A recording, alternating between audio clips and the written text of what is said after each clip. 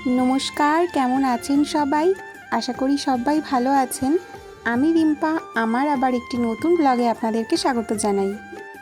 आज शनिवार बाइरे सकाल थेके भीषण बृष्टि और सकालेर समस्त काजबाज सेरे एखन चले एसेछि रान्नाघरे रान्ना करते। बाजार थेके भोला माछ आना हयेछे तो सेटाकेई नुन हलुद माखिए धुए परिष्कार करे निये भाजा बसिए दिएछि और 500 ग्राम माछ आना हयेछे ओई 13-14टा मतो हयेछिलो। आमी बाद बाकिटुकु रेखे 6 पिस निये रेखेछि जे आजके एबेलार मतो रान्ना करे नेब और रात्रे बेलाय अन्य किछु हबे।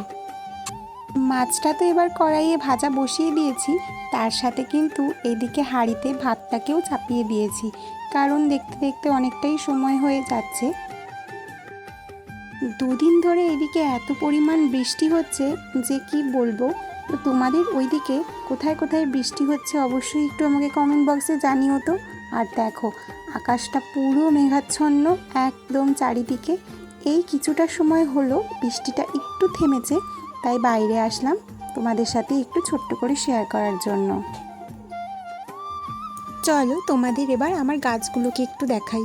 দেখো কি খারাপ অবস্থা গাছগুলোর, কিন্তু তার মাঝেও আমার এই গাঁদা গাছটাতে মানে গাঁদা ফুল গাছটাতে সুন্দর সুন্দর 4টে ফুল ফুটছে। বেশ অফ সিজনে এই গাঁদা ফুলগুলো দেখতে ভালোই লাগছে। কিন্তু তারপর আবার ফিরলাম রান্নায়। মাছগুলো ভাজা হয়ে গেছে আর দেখো এখানে মশলার জন্য সমস্ত যা যা নেব নিয়ে নিয়েছি আর অল্প না সর্ষেও নিয়েছি।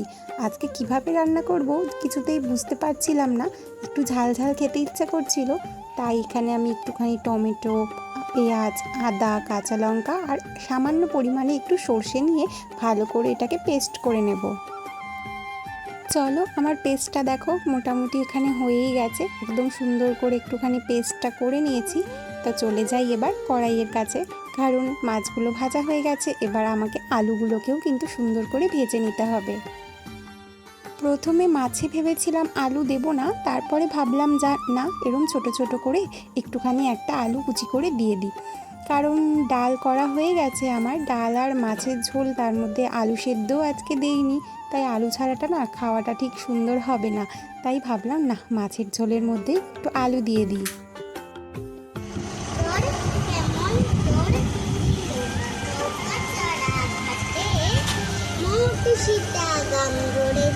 সূর্য গেল পাটে নামছে আধার চারিদিকে। কি করছিস? পড়তে বসেছিস? কড়াইয়ে আলুটা ভাজা হতে হতে ভাবলাম চলো একবার ঘরে গিয়ে দেখে আসি মেয়ে এখন কি করছে। তো দেখছি ও একা একাই কিন্তু পড়তে বসেছে। আমি আজকে ওকে পড়তে বসাইনি, যেহেতু শনিবার, আজ তো স্কুল ছুটি আর সকাল থেকে এত পরিমাণ বৃষ্টি আজকে না ঘুম থেকে উঠতেও অনেকটা লেট হয়ে গিয়েছিল। তো তারপর দেখছি সুন্দর হ্যান্ডরাইটিং করে বেশ সুন্দর করে সমস্ত লেখা কমপ্লিট করে ফেলেছে। বেশ ভালো লাগে বলুন, যখন মেয়েরা এরকম সুন্দর নিজে নিজেই নিজের পড়াটা নিজের কাজগুলো করতে শেখে বেশ ভালো লাগে। ছোট থেকেই সেলফ ইন্ডিপেন্ডেন্ট হচ্ছে আর কি। তো এই ইংরাজির সমস্ত ড্রয়িংগুলো একা একা করে সি অ্যান্ড রাইটগুলো কমপ্লিট করে ফেলেছে। তো মেয়েদিকে পড়তে থাকুক, চলো আমি আবার ফিরে যাই আমার রান্নায়। তারপর কিন্তু মশলা দিয়ে আলুটাকে ভালো করে একদম সুন্দর মতো কষিয়ে নিয়েছি। এই দেখো কষানোও কিন্তু প্রায় কমপ্লিট হয়ে গেছে। তারপর আর কি সামান্য এর মধ্যে জল দিয়ে আজকে মাছের ঝোলটা না একদম মাখা মাখা টাইপের করব, অতটা ঝোল রাখবো না। তাই কিন্তু আজকে আমি জলটা খুব অল্প পরিমাণেই এখানে অ্যাড করলাম। এই দেখো খুব অল্প পরিমাণেই এখানে জলটা দিয়েছি, আলুটা একটু সেদ্ধ হবে। ভিডিওর মাঝখানে বলি যারা যারা আমার পাশে প্রথম থেকেই আছো তোমাদের সকলকে জানাই অনেক অনেক ধন্যবাদ এইভাবে আমার পাশে থাকার জন্য। আর যদি আজকের ভিডিওটাতে কেউ নতুন হয়ে থাকো তাহলে কিন্তু অবশ্যই ভালো লাগলে ভিডিওটাতে একটা লাইক করে যেও, আর নতুন হলে আমার চ্যানেলটিকে সাবস্ক্রাইব করে কিন্তু আমাকে বন্ধু হিসেবে সাথে থাকতে পারো। তো চলো আমার এদিকে মাছের ঝোলটা ফুটে গেছে। এইবার এক এক করে সমস্ত মাছগুলো ঝোলের মধ্যে দিয়ে আর একটু সামান্য সময় ফুটিয়ে নেব, ব্যাস তাহলেই রেডি একদম ভোলা মাছের ঝাল। তোমাদের সাথে এই ভিডিওটা শেয়ার করতে করতে অনেকটাই দেরি হয়ে গেল। আসলে আমাদের এখানে এত পরিমাণে বৃষ্টি হচ্ছে যে ঠিকঠাক করে কারেন্টই থাকছে না, সেই কারণে আর ঠিকঠাক করে এডিটও করা হচ্ছে না ভিডিওটা, যার জন্য তোমাদের সাথে ভিডিওটা শেয়ার করতে অনেকটাই লেট হয়ে গেল। চলো, আমার ওইদিকে মাছের ঝোলটা কমপ্লিট হয়ে গেছে, তাই ফ্রিজ থেকে কিন্তু আমি ধনেপাতার বাক্সটা বার করে নিলাম। আর আমি না এরকমভাবে এয়ারটাইট কন্টেনারের মধ্যে ধনেপাতাগুলোকে রেখে দিই, যার ফলে কিন্তু পাতাগুলো অনেক দিন ভালো থাকে।